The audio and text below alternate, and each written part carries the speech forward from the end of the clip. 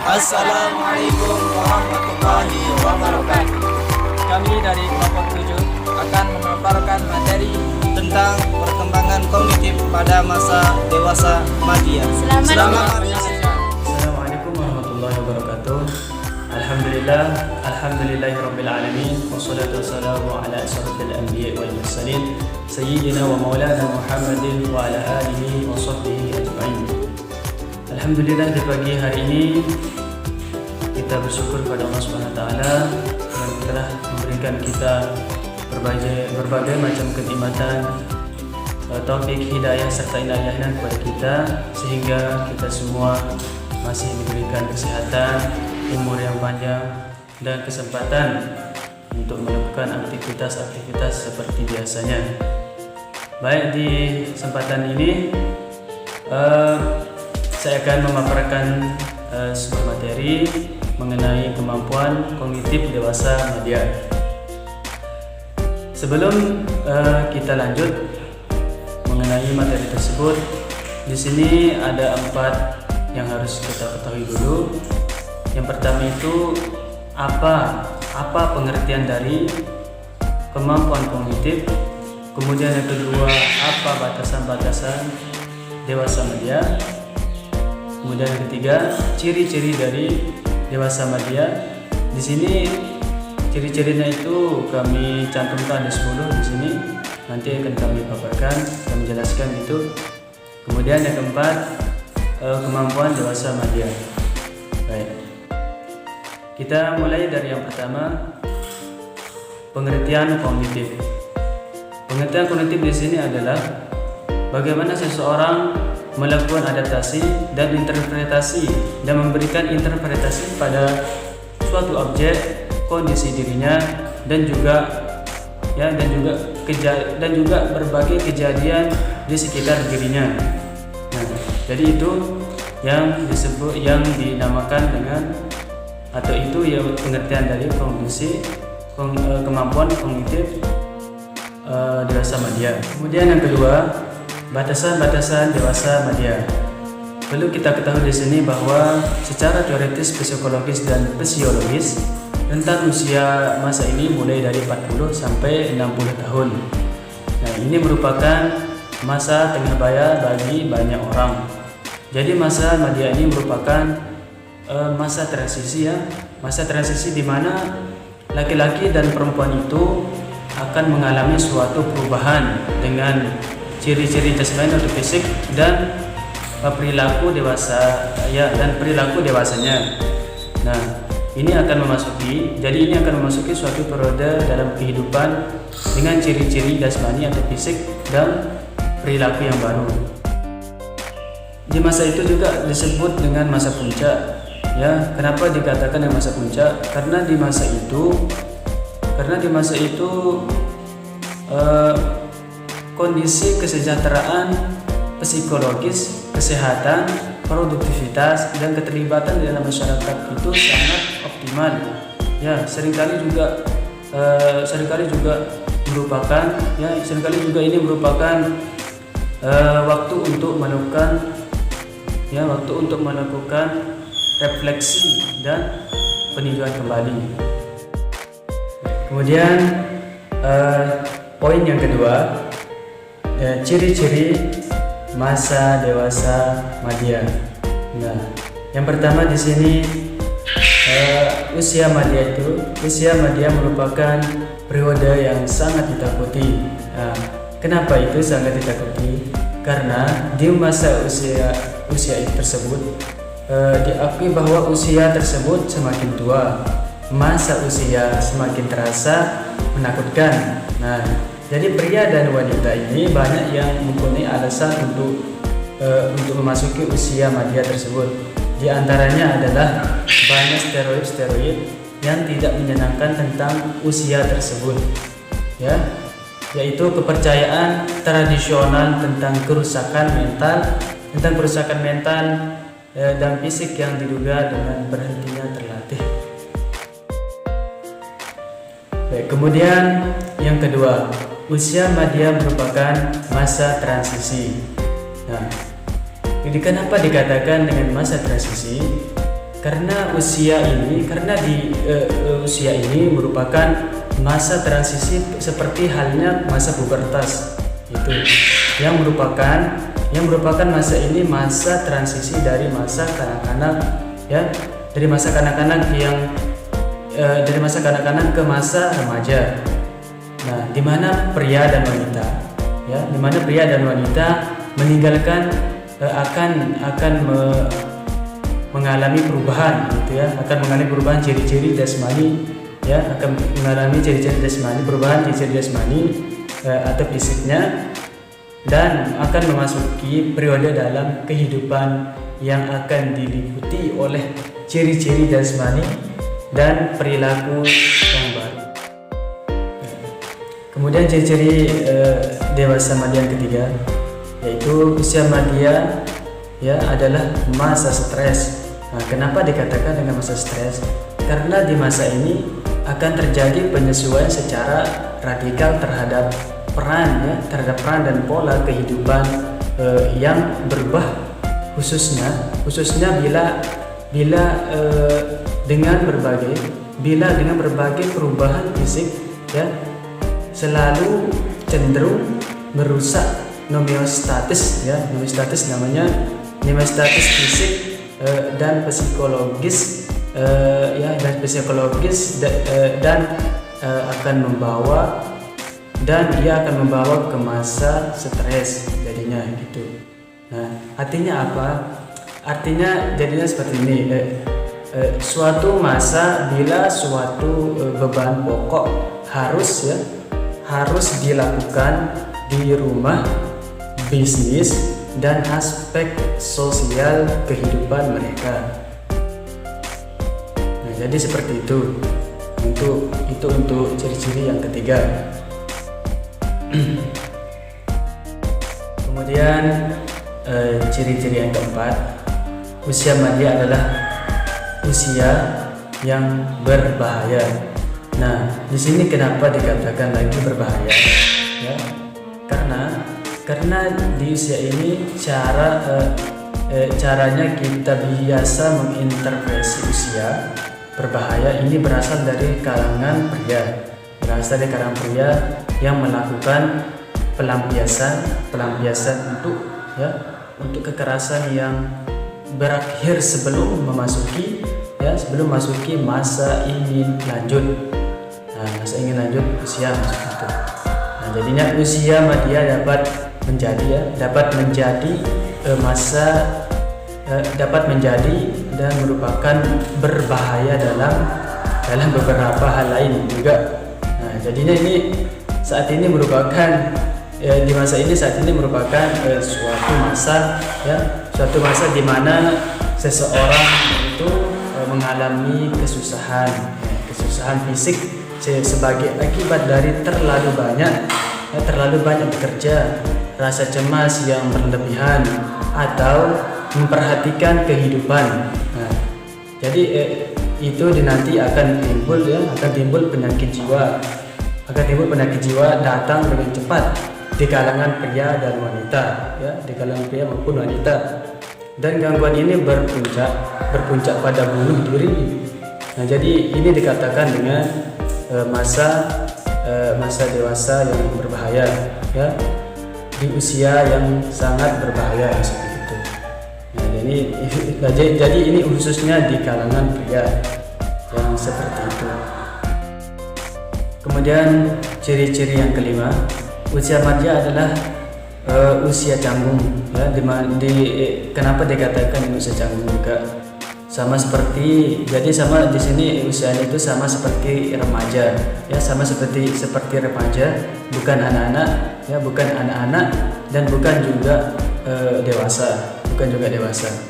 Demikian juga pada pria dan wanita yang berusia madya, mereka itu bukan lagi muda, tetapi juga bukan tua, bukan juga tua.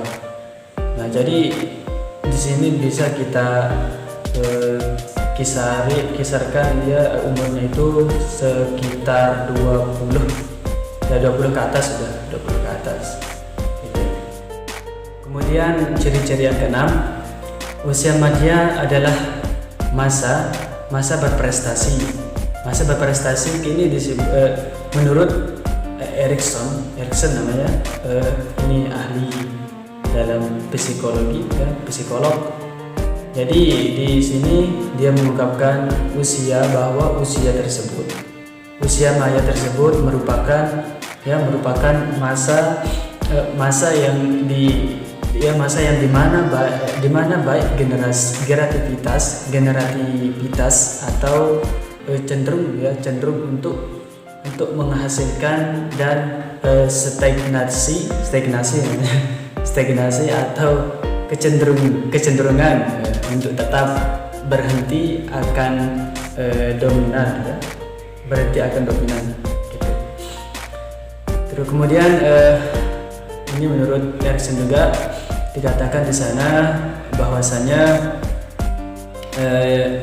dia mengatakan pada usia ini juga orang akan menjadi lebih sukses atau sebaliknya mereka berhenti atau tetap tidak mengerjakan sesuatu lagi sesuai dengan orang pada usia madya tersebut. Ciri-ciri yang ketujuh, usia madya adalah masa evaluasi. Nah, di masa ini merupakan pada umumnya gitu, bisa kita bilang pada umumnya itu manusia itu mencapai puncak prestasinya. Maka logisnya itu jika pada masa ini juga merupakan saat yang tepat untuk pencapaian prestasi tersebut berdasarkan aspirasi dari mereka semula dan harapan dari orang lain, yang gitu khususnya di kalangan temannya dan keluarga dekatnya gitu. Jadi ini untuk mencapai masa evaluasi dari masa dewasa madya gitu. Kemudian ciri-ciri yang ke-8, usia madya dievaluasi dengan standar ganda. Artinya apa? Di sini bahwa pada masa ini caranya dievaluasi dengan standar ganda. Satu standar bagi pria dan satu standar bagi wanita. Walaupun perkembangan cenderung mengarah ke persamaan antara pria dan wanita, baik di rumah, perusahaan perindustrian, profesi maupun dalam kehidupan sosial. Namun masih ada standar ganda terhadap situasi ganda. Nah, jadi di situ meskipun standar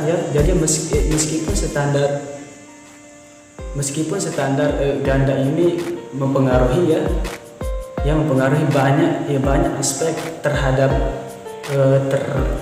kehidupan pria dan wanita. Tetapi ada dua aspek yang perlu diperhatikan. Yang pertama itu aspek yang berkaitan dengan perubahan jasmani, dan yang kedua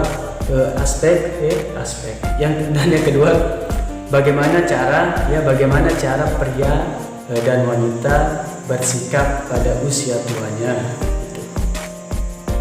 Kemudian yang ke-8, ciri-ciri yang ke-8 itu usia madya adalah masa sepi, ya. Masa sepi. Kenapa dikatakan masa sepi? Di mana masa ketika anak-anak tidak lagi tinggal bersama orang tuanya. Ya, contohnya itu anak-anak yang tinggal, yang mulai beranjak dewasa, yang telah bekerja dan tinggal di luar kota, sehingga orang tua terbiasa dengan kehadiran mereka di rumah. ya, kalian mereka di rumah akan merasa kesepian dengan kepergian mereka. Seperti itu. Yang terakhir, yang ke-10, usia madya adalah usia itu masa jenuh. Nah, di sini banyak pria, jadi sini banyak pria ataupun wanita yang memasuki masa ini mengalami kejenuhan, mengalami kejenuhan yakni pada sekitar usia 40 sudah 40 terakhir itu. Nah, jadi para wanita jenuh, Jadi para pria jenuh dengan kegiatan rutinitas sehari-harinya dan kehidupan keluarga yang hanya sedikit memberi hiburan gitu. Jadi itu yang menyebabkannya.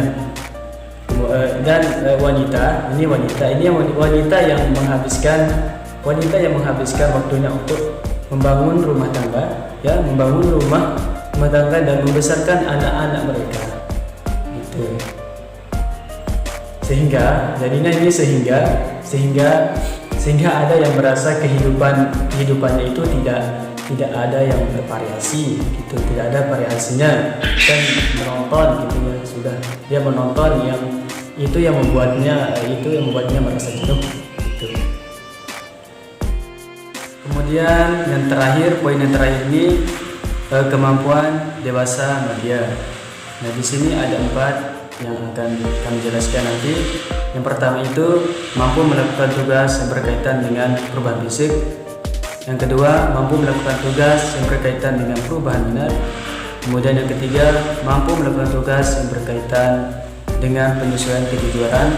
Kemudian yang terakhir keempat, mampu melakukan tugas yang berkaitan dengan kehidupan berkeluarga.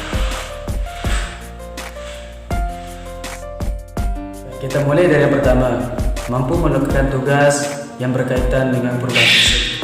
Nah, jadi tugas ini meliputi kemampuan untuk mau melakukan penerimaan dan penyesuaian dengan berbagai perubahan fisik, dengan berbagai perubahan fisik yang terjadi pada usia madya atau yang terjadi pada usia tengah baya, sekitar berkisaran antara umur 40 sampai 60. Kemudian yang kedua, mampu melakukan tugas yang berkaitan dengan perubahan minat. Artinya apa? Artinya orang berusia dewasa madya ini seringkali mengasumsikan tanggung jawabnya kepada warga negara dan sosial, serta mengembangkan minatnya pada waktu-waktu luang yang berorientasi pada kedewasaannya, yaitu pada kegiatan-kegiatan yang berorientasi pada keluarga, pada keluarga yang dilakukan pada dewasa dini. Kemudian yang ketiga, mampu melakukan tugas yang berkaitan dengan penyesuaian kejujuran. Nah, artinya apa ini? Jadi tugas ini berkisar pada pemantapan dan penyesuaian standar hidup yang relatif mapan. Kemudian yang terakhir, yang keempat, mampu melakukan tugas yang berkaitan dengan kehidupan keluarga. Nah, artinya apa? Jadi tugas ini yang berkaitan dengan kemampuan diri untuk menyesuaikan kehidupannya dengan orang-orang yang lebih tua, dan untuk membantu remaja menjadi orang dewasa yang bertanggung jawab dan bahagia. Nah, jadi untuk materi selanjutnya nanti akan disampaikan di sesi berikutnya. Mungkin ini saja dari saya. Sekian. Terima kasih. Wassalamualaikum warahmatullahi wabarakatuh. Assalamualaikum warahmatullahi wabarakatuh. Baik, saya akan melanjutkan materi yang selanjutnya, yakni perbedaan kognitif pada masa dewasa madya. Untuk kali ini saya akan memaparkan perbedaan kognitif pada masa dewasa madya dari sisi perkembangannya. Yang pertama, yakni perbedaan perkembangan dari segi fisik. Pada masa dewasa madya, kesehatan menjadi masalah yang utama karena di sini tempatnya perubahan pada fisik dan daya akomodasi mengalami penurunan tajam pada usia 40 sampai 59 tahun. Sedangkan stabilitas emosi dan kepribadian berkaitan dengan penurunan kesehatan, dan wanita mengalami menopause serta laki-laki mengalami penurunan tingkat testosteron. Selanjutnya yakni perbedaan perkembangan dari segi intelektual dan emosi. Ketika individu sudah berada pada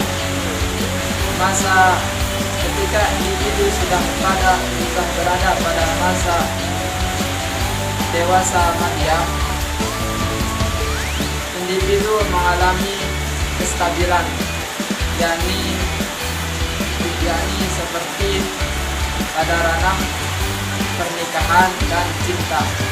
Adapun sindrom saraf kosong ini dikarenakan anak-anak mulai meninggalkan orang tuanya.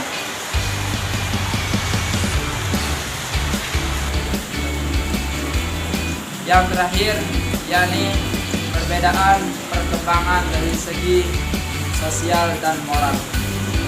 Ketika pada masa dewasa madya, yakni umur 41 sampai 60 tahun, hubungan antara persaudaraan dan persahabatan, hubungan dengan saudara dan teman menjadi meningkat. Ini dikarenakan mereka sudah banyak memiliki relasi atau teman dari pengalaman mereka maupun dari hubungan kerja. Sedangkan hubungan antar generasi, yaitu keterkaitan hubungan tampak pada keterkaitan anak-anak yang sudah mulai beranjak dewasa dengan orang tuanya. Sekian, hanya ini. Assalamualaikum.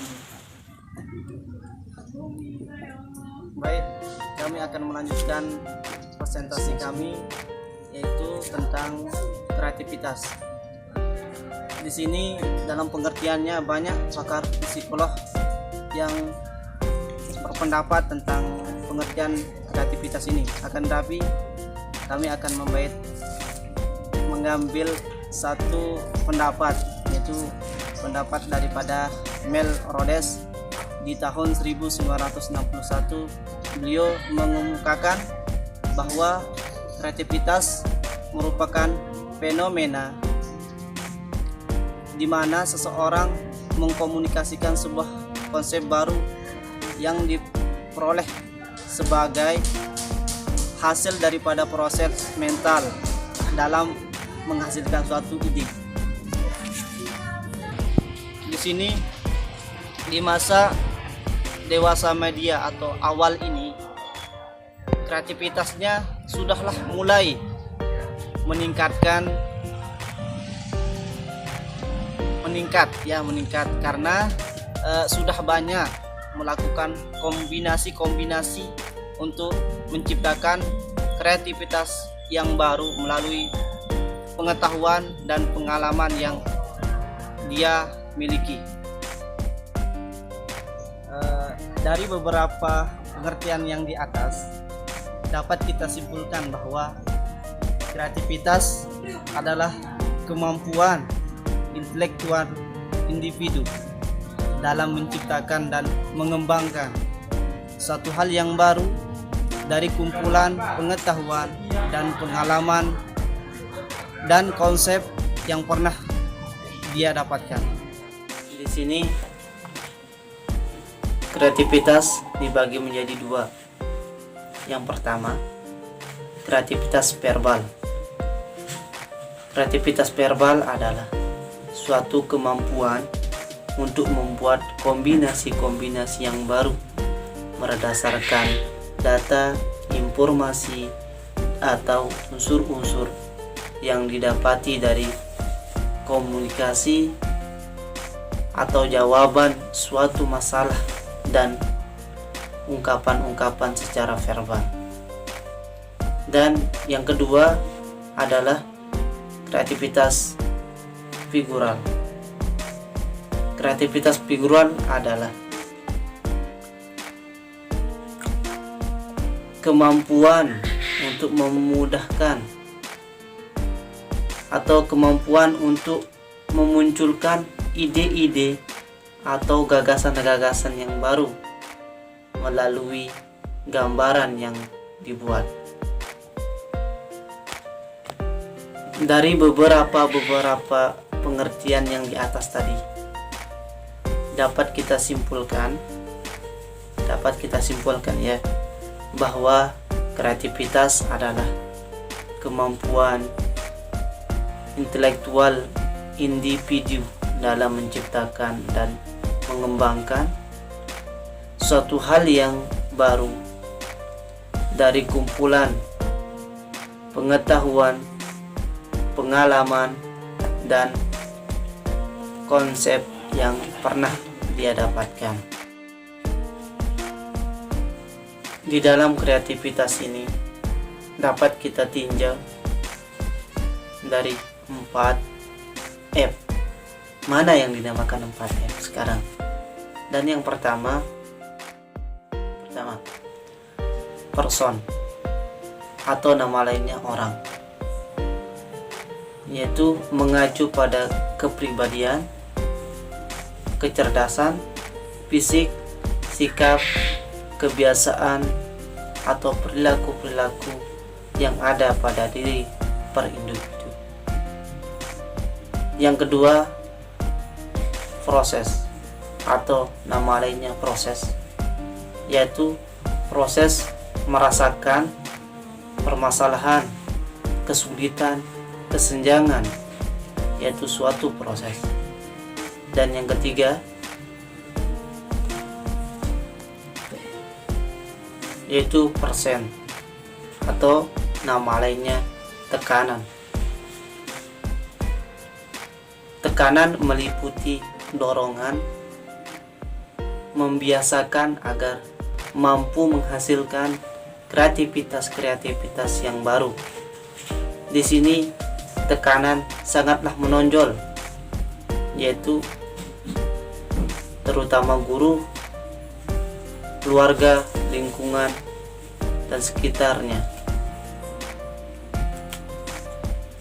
F yang keempat adalah yaitu produk atau produk. Produk kreativitas ini harus bersifat mampu dioperasikan menjadi suatu yang baru dan mampu menjadi kualitas yang unik dalam interaksi dengan lingkungan. Cukup sekian dari pemateri kami. Warahmatullahi wabarakatuh. Baiklah, saya akan menjelaskan materi tentang pekerjaan dan pendidikan. Hal-hal yang perlu diperhatikan dalam pekerjaan dan pendidikan. Yang pertama adalah pilihan pekerjaan dan pendidikan. Sebagai pekerja yang baik, kita harus memilih suatu pekerjaan atas dasar keinginan, bakat, dan kemampuan kita sendiri. Kenapa? Karena itu sangat berpengaruh kepada kecintaan dan keistiqomahan kita dalam menggeluti suatu pekerjaan yang kita pilih tersebut. Begitu halnya dalam pendidikan. Sebelum kita mendalami suatu pendidikan, kita juga harus memilih suatu ilmu yang akan kita dalami tersebut. Dalam ta'lim juga menjelaskan bahwa sebelum kita mendalami suatu ilmu, kita harus memilihnya dan kita harus bermusyawarah dengan guru-guru yang telah mengajari kita dahulu. Kenapa? Karena hanya guru-gurulah yang tahu batas kemampuan dari anak didiknya. Dan yang kedua adalah penyesuaian diri dengan pekerjaan. Menurut Ebbinghaus, sikap pekerja terhadap pekerjaannya dikelompokkan menjadi dua. Pertama, sikap kerja yang melibatkan masyarakat, dan yang kedua, sikap kerja yang melibatkan ego. Wassalamualaikum warahmatullahi Terima kasih wabarakatuh. telah menyaksikan video dari kami. Jangan lupa Subscribe. like, comment, And share. Sekian dari kami. Assalamualaikum